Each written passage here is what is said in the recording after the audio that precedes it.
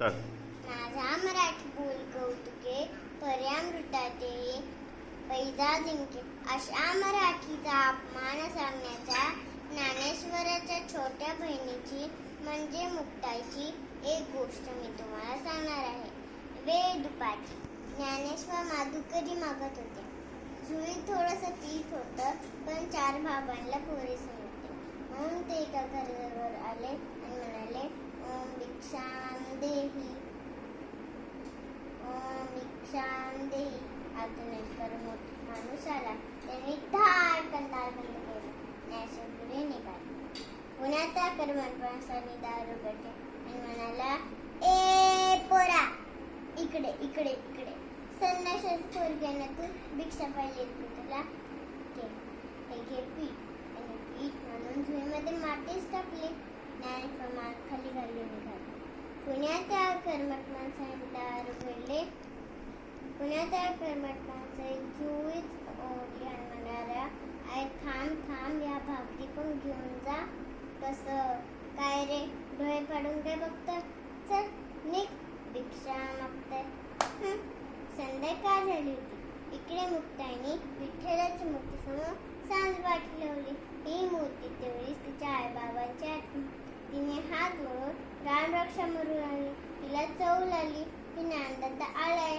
तिने पटकन रामरक्षा ओळखली आणि आपल्या भावांसाठी पानं मांडली. निवृत्ती आणि सोपा डोकं येऊन बसले. तेव्हा त्यांनी विचारले, हे काय दोघंच कसे?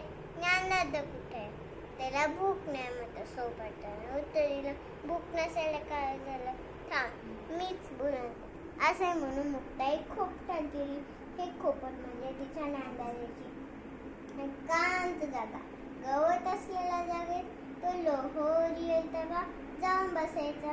दादाच्या झुळीत इतकी दिसली. अगं बाई, या झुळीत माती आणि शेणाचे गौरव पुन्हा दुष्टाने केला असेल. म्हणून ज्ञानदादा रुसून बसले. ए ज्ञानदादा, ताटी उघड ना, ताटी उघड ना ज्ञानदादा. ज्ञानदादा ऐकलंस? चिंतरा क्रोध मागे सार, ताटी उघडा ज्ञानेश्वरा. योगी पावन जनाचा साई अपराध मनाचा.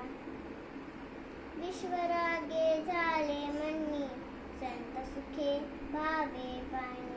विश्वपट ब्रह्म तोरा, ताटी उघडा ज्ञानेश्वर. ज्ञानदाता, कुणी वाईट वागलं तर क्षमा करावी हे तूच सांगतो ना, आणि आज स्वतः सांगून बसलाय. अरे शेत उगवतं तिथे तर नसायचे, फुले फुलतात तिथे काटे खुपायचेस, तेवढा फुलतो तिथे नाव निघायचेस. असे रे काय दादा, साऱ्या जगजगी आधीसारखं दाग जावं, त्यांनी संतांनी पाण्यासारखं शीतल असायला हवं. दाताने झिजवली तर कुणी पत्तीचं होतं काय? तुम्हाला सांगताय, खूप मोठी जबाबदारी आहे. तुम्ही योग विषय तारायला हवं. हे मी सांगायला पाहिजे का ज्ञानदाता तुला? ए दमले रे, पाय दुखले. तुला तुझ्या बहिणीची दया नाही येत का? विसर नाही राग, क्षमा कर ह्या लोकांना. तुझ्या प्रेम केला समाजासाठी, अंधारासाठी पण ह्या समाजासाठी, अंधाराचा दिवा लावण्यासाठी. त्याला दार उघड, त्याला दार उघड. विश्व करण्यासाठी खाली कसली साय खडबडून झाले. त्यांनी धावत येऊन दार उघडले. दारात उभं राहिलेल्या मुक्ताईला उचलून घेतले आणि म्हणाले, मुक्ता, तू आज माझी उद्धारकर्ती झाली. तू आज मला संतांची आठवण करून दिला आहे. आता मला विश्व कल्याणाचा भाग घ्यायचा आहे. खरोखरच मुक्ताईने प्रत्यक्ष जीवनात अध्यात्म कसे जगावे हे ज्ञानेश्वराला दाखवून दिले. आपणही सर्वांसाठी एक मागणी मागूया. सर्वे सुखी नसन्तु, सर्वे भवन्तु निरामयाः, सर्वे भावनितः पश्यन्तु मा पश्यत् मुखमावया. धन्यवाद.